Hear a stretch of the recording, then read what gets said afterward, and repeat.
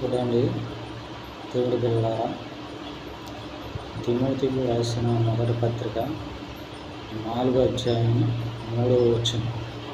దెయ్యముల బోధనలు లక్ష్యముంచి విశ్వాసభ్రష్టుల ఎదురిని ఆత్మ తానే తేటగా చెప్తున్నాను అంటున్నాడు. ప్రియమైన దేవుడి పిల్లలారా, దేవుల బోధ అంటే పైన ఉంది, క్రీస్తు బోధ అంటే లోతుగా ఉంది. ప్రియమైన దేవుడి పిల్లలారా, దేవుల బోధ అనగా క్రీస్తు బోధ అనగా, ఎందుకంటే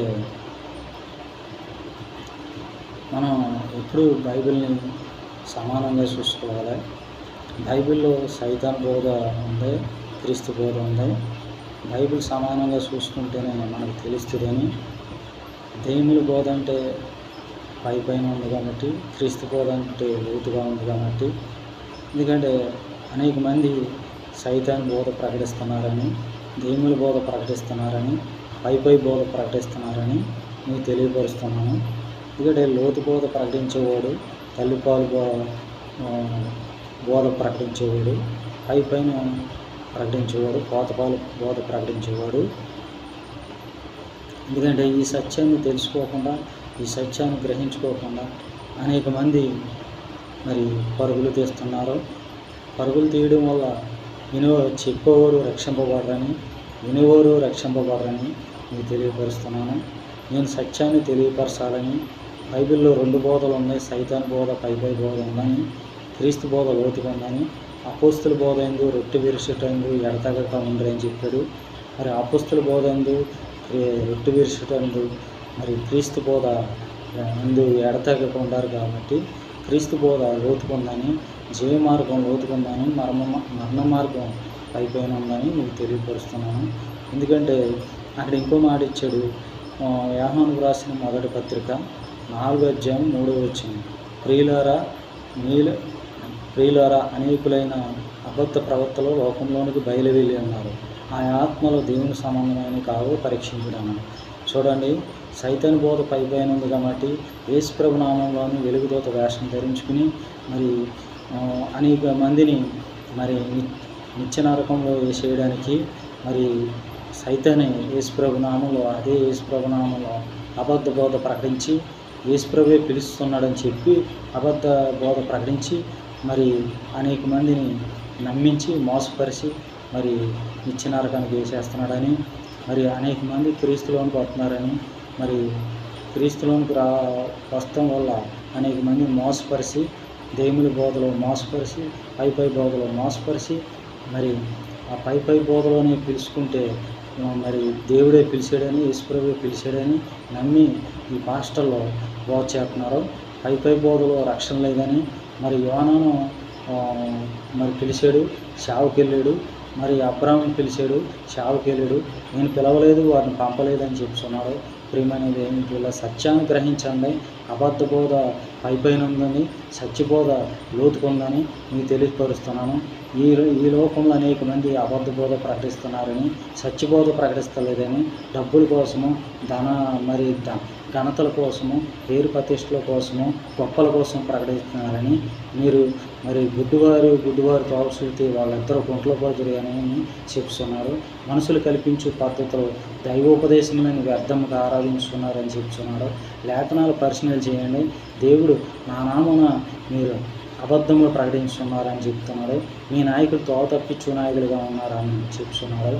ప్రియులారా, సత్యాన్ని గ్రహించి మీరు మోసపోవద్దని మీకు తెలియపరుస్తున్నాను. దేవుడు ఏర్పరుచుకున్న దైవజనుడు కావాలి, లోతుగా చెప్పే దైవజనుడు కావాలి. అప్పుడు ఆత్మలు రక్షింపబడతాయని, సైతాన్ బోధలో ఆత్మలు రక్షింపబడదని, ప్రభు బోధలోనే ఆత్మలు రక్షింపబడతాయని, ప్రభు పిలుచుకున్న బోధలోనే ఆత్మలు రక్షింపబడతాయని, ప్రభు పిలుచుకోవడం లోతు బోధలో పిలుచుకుంటాడు కానీ పై బోధలో పిలుచుకోడని, పై బోధలు అయితే సైతాన్ని పిలుచుకుంటుందని మీరు లేఖనాలు పరిశీలన చేయాలని.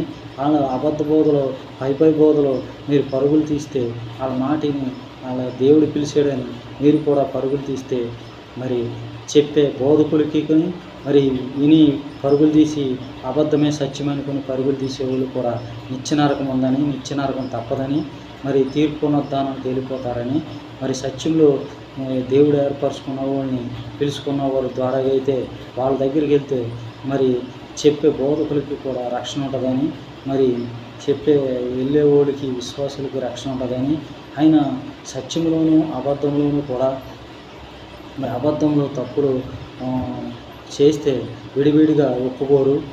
దేవా నేను పాపిని నన్ను క్షమించు అని ఒప్పుకుంటారు. అయితే సత్యంలో విడివిడిగా ఒప్పుకుంటారు. విడివిడిగా ఒప్పుకుంటే ఏ తప్పు చేసావు అది విడివిడిగా ఒప్పుకోండి, చేసింది సరి చేసుకుని మరి మరి ఆ రకంగా పాటించితే నేనే మార్గం అనే దాంట్లో నడుచుకుంటే రక్షణ ఉంటుందని మీకు తెలియపరుస్తున్నాను. అలాగే ఇంకో మాట ఏమని ఇచ్చారంటే అయితే యోహాను రాసిన 16వ అధ్యాయం 13వ వచనం, అయితే ఆయన అనగా సత్యస్వరూపమైన ఆత్మ వచ్చినప్పుడు మిమ్మల్ని సర్వసత్యంలోనికి నడిపించనని చెప్తున్నాడు. మరి సర్వసత్యంలోనికి నడిపించేది కావాలి. ప్రియుల లేఖనాల పరిశీలన చేయండి. శీలా పౌలు ఆ లేఖనాలు అలా ఉన్నాయో లేవని పరిశీలించిరి అని లేఖనాలు పరిశీలించి పునరుద్ధాన మార్గం గురించి విచారించుడి, మేలు కలుగు మార్గం ఏదని అడిగి అందులో నడుచుకుంది, అప్పుడు మీకు నెమ్మది కలిగిందని చెప్తున్నారు. పాటించేవారు నీతిమంతులు ఎంచబడతారు కానీ మరి వినేవారు నీతిమంతులు ఎంచబడాలని చెప్తున్నారు. మరి పాటించేవారు కావాలి. మీరు చెప్పుదురు కానీ చేయరు, మీరు ఆచరింపరు పాటించరు అని చెప్తున్నారు. చెప్పి పైనే మరి ఒక మనిషిని పాపం నుండి విడిపించాలని, ఒక మనిషిని పాపం నుండి విడిపించి మారు మనసు పొందించి అప్పుడు రక్షణ మార్గం నడిపించాలని వాళ్ళ అక్రమాలు కట్టుకుని వాళ్ళ క్షమాపణ తీసుకుని ఏకాంత ప్రార్థనకి వెళ్ళి దశమ భాగాలు ఇచ్చుకుని ఉపవాస ప్రార్థన చేసుకుని దిద్దుబాటు చేసుకుని అందానికి సంబంధించి తీసుకుని ఇలాగా ఇరుకు మార్గాన్ని ప్రవేశింప పోరాడాలని మీకు తెలియపరుస్తున్నాను. మరి ఇరుకు మార్గమే ఇలాగా జీవం పోయే మార్గమని, మరి విశాల మార్గం నాశనం పోయే మార్గమని, రెండు మార్గంలో మంచి చెడు, మంచి లోతుగా ఉంది, మంచి లోతుగా ఉంది, చెడ్డ పైన ఉందని సుఖదుఖములు పెట్టాడు.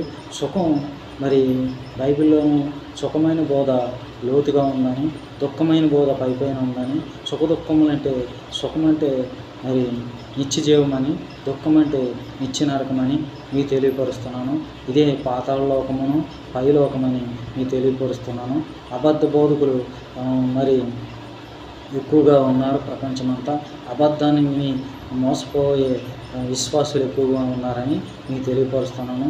సత్యాన్ని నమ్మి లోతు బోధన నమ్మి సత్యంలో ఆత్మలు రక్షించుకోవాలని, పై బోధలో ఆత్మలు రక్షింపబడవని, మరి లోతుగా నడిపే నాయకులు కావాలని, లోతుగా ఆత్మలు రక్షించే నాయకులు కావాలని మీకు తెలియపరుస్తున్నాను.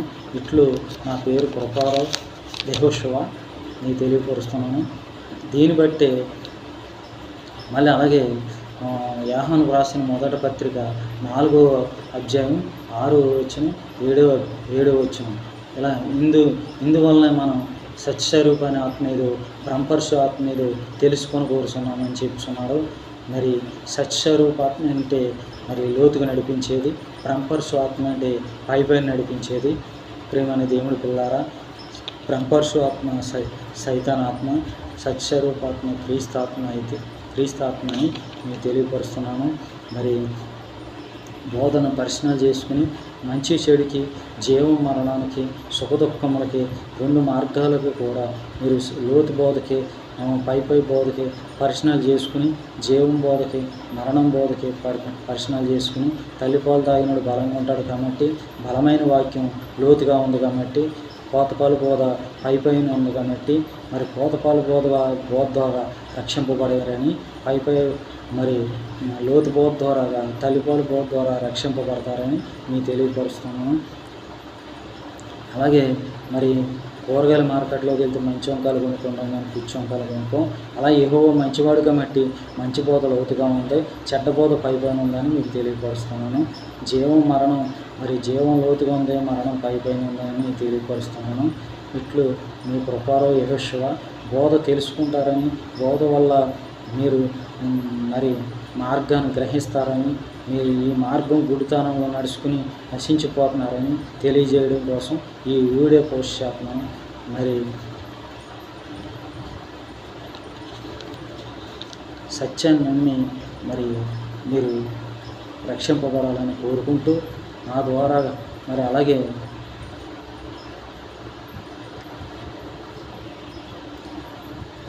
బైబిల్ని ఎప్పుడూ కూడా సమానంగా పరిశీలన చేయాలని హైఫై బోధ ద్వారాగాను లోతు బోధ ద్వారాగాను బైబిల్ని పరిశీలన చేయాలని మీకు తెలియపరుస్తూ ఇట్లు ఏమైనా డౌట్లు ఉంటే నన్ను అడగమని ఇట్లు మీ కృపాలో యెహోషువ ఈ వీడియో పోస్ట్ చేస్తున్నాను.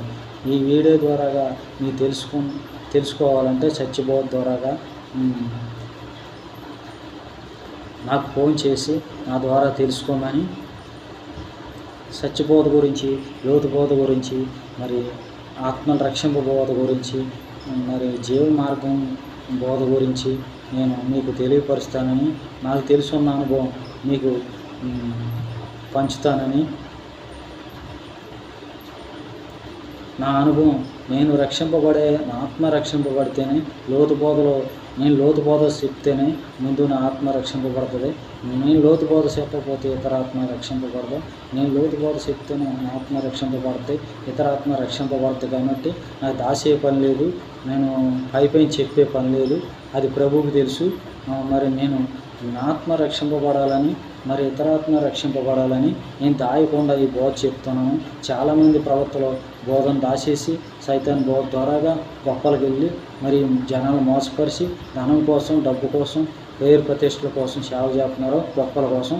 మరి నేను అలా చేసే వ్యక్తిని కాదని, అలా ఆత్మలు రక్షించే మరి వ్యక్తిగా నేను ఉన్నానని, మరి ఆత్మల నశించిపోయే వ్యక్తిగా నేను లేనని ఈ బోధ గ్రహించుకుని తెలుసుకుని మీరు నడుచుకోవాలని, ఏమైనా డౌట్లు ఉంటే నాకు ఫోన్ చేసి తెలుసుకుంటే చెప్తానని, ఈ బోధ ద్వారాగా మీరు అనేకులు రక్షింపబడాలని కోరుకుంటూ, మరి పైపై బోధ ద్వారా మోసపోవద్దని, ఆత్మలను ఇచ్చినారు కనుక సైతాన్ బోధ ద్వారా కానీ ఇచ్చినారు కనుక వెళ్ళిపోకుండా, పాతాళ లోకానికి వెళ్ళిపోకుండా పైలోకానికి వెళ్ళేలాగా ఆత్మలకు సాగు లేదు. కాబట్టి సమస్త మానవుల ఆత్మలకు దేవుడు ఆత్మస్వరూపి దేవుడే ఈ సమస్త సృష్టిని సృష్టించి ఈ సమస్త సృష్టిని పరిపాలన చేస్తున్న దేవుడు.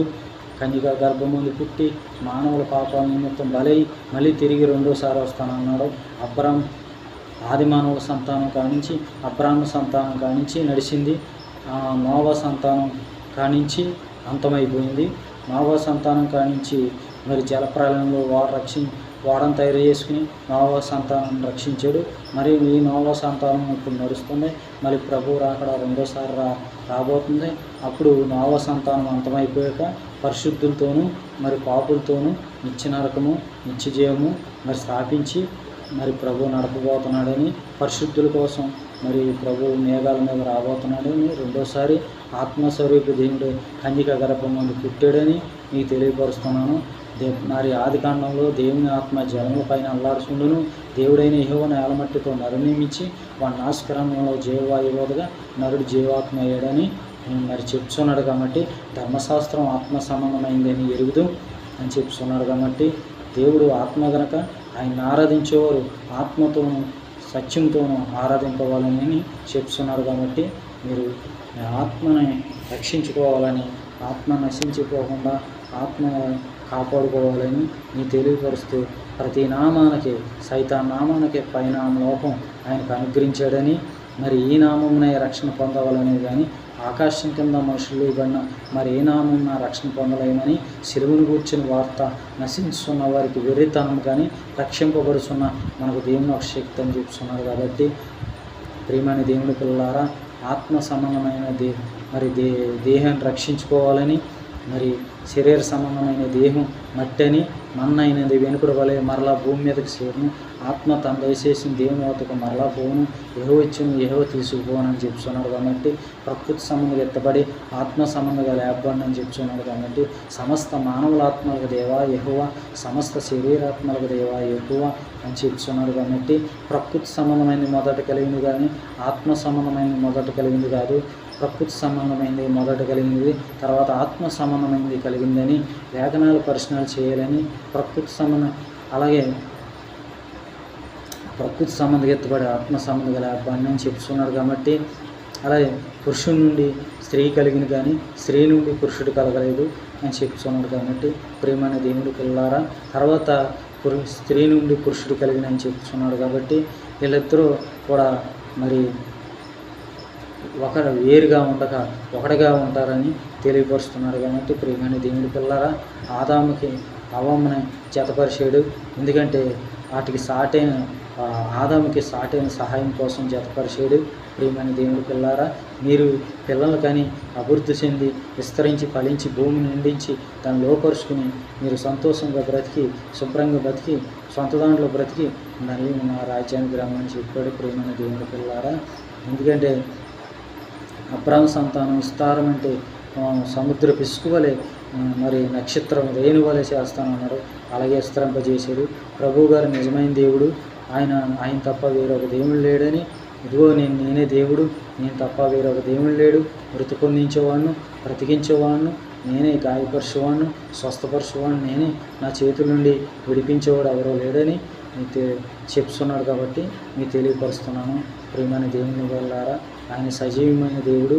ఆయన మీరు వినటి మటుకు విందురు కానీ గ్రహింపరు, చూచుడు మటుకు చూతురు కానీ ఎంత మాత్రం తెలుసుకుంటారని చెప్తున్నాడు. కాబట్టి ప్రియమైన దేవుని పిల్లారా, మీరు తెలుసుకుని మీరు ఈ సత్యాన్ని గ్రహించుకుని లోతు బోధ ద్వారాగా రక్షింపబడాలని, దేవుడు పిలిచిన సేవకుల ద్వారా రక్షింపబడాలని, పై బోధ ద్వారా అయితే అబద్ధ ప్రవర్తలు పైపైన చెప్పేవాళ్ళు, లోతు బోధ ద్వారా చెప్పేవాళ్ళు సత్య ప్రవర్తలని, అబద్ధ ప్రవర్తల ద్వారాగా మరి సైతాన్ బోధ అని, పై బోధ సైతాన్ బోధ అని, మరి లోతు బోధ ప్రభు బోధ అని, లోతు బోధ సత్య ప్రవర్తలని మీకు తెలియపరుస్తూ, జీవం మరణం గురించి తెలియపరుస్తూ, మంచి చెడ్డ గురించి తెలియపరుస్తూ ఈ వాక్యం మీకు తెలియపరుస్తున్నాను. ప్రతివాడు తమకు ఇష్టమైన తోవచ్చి తొలగిపోవడని చెప్తున్నాడు. నేను పిల్లల్ని పెంచి గొప్పవారంగా చేసి తిని వారు నా మీద తిరగబడాలని చెప్తున్నాడు. ప్రేమ దేవుని పిల్లారా, మీరు లేఖనాలు పరిశీలన చేసుకోండి. లేఖనాల ద్వారా రక్షింపబడాలని ఈ యూట్యూబ్ ద్వారాగా, ఫేస్బుక్ ద్వారాగా, మరి ఇన్స్టాగ్రామ్ ద్వారాగా మీకు తెలియపరుస్తున్నాను.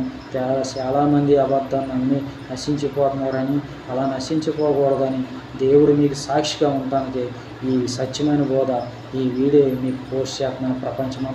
ప్రపంచమందరికీ క్రైస్తవులందరికీ ఈ వీడియో పోస్ట్ చేస్తున్నాను. నామకార్థ క్రైస్తవులు ఉన్నారు, నామకార్థ క్రైస్తవులు రక్షింపబడాలని మీకు తెలియపరుస్తున్నాను. ఈ వీడియో పోస్ట్ చేస్తున్నాను. తెలుసుకుని రక్షింపబడమని మరి ఈ వీడియో పోస్ట్ చేస్తున్నాను. నేను పిల్లల్ని పెంచి గొప్పవారంగా చేసి తిని వారు నా మీద తిరగబడి ఉన్నారని చెప్తున్నాను. యెహోవా మంచివాడని చెప్తున్నాడు. చెడ్డదాన్ని అసహించుకుని మంచిదాన్ని హత్తుకుని ఉండమంటున్నాడు. ప్రియమైన దేవుడి పిల్లారా, చెడుతాను అనుకుని వాళ్ళతో చోట్లేదు అని చెప్తున్నాడు. మరి ప్రియమైన దేవుడి పిల్లారా, బైబిల్ పర్సనల్ చేసి బైబిల్ కరెక్ట్ అయిన మరి బైబిల్ మంచి గ్రంథమని, బైబిల్ మరి ఖచ్చితమైన గ్రంథమని నేను తెలియపరుస్తున్నాను. మరి పాత నిబంధన కాలంలో అయితే కంటికి కన్ను, పంటికి పన్ను కొట్టు వేశాడు. కొత్త నిబంధన కాలం కనుగొని పెట్టాడు. మరి కొత్త నిబంధన కాలంలో మరి శాంతం, ప్రేమ, కృప, జాలి, దయ ఇవన్నీ పెట్టాడు. కాబట్టి మరి మీరు తెలుసుకోవాలని మరి ఈ వీడియో మీకు పోస్ట్ చేస్తూ ఇట్లు మీ ప్రకారం యెహోషువ ఈ వీడియో మీకు పోస్ట్ చేస్తున్నానని, ఈ మాటలు మీకు తెలియపరుస్తున్నానని చెప్తూ ఈ వీడియో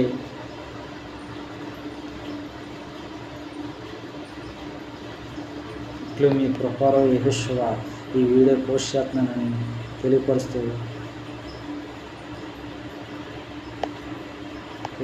ఈ వీడియో ప్రపంచమంతటాను క్రైస్తవులకి ఈ వీడియో పోస్ట్ చేస్తున్నాను. ఇట్లు మీ ప్రకారం యెహోషువ.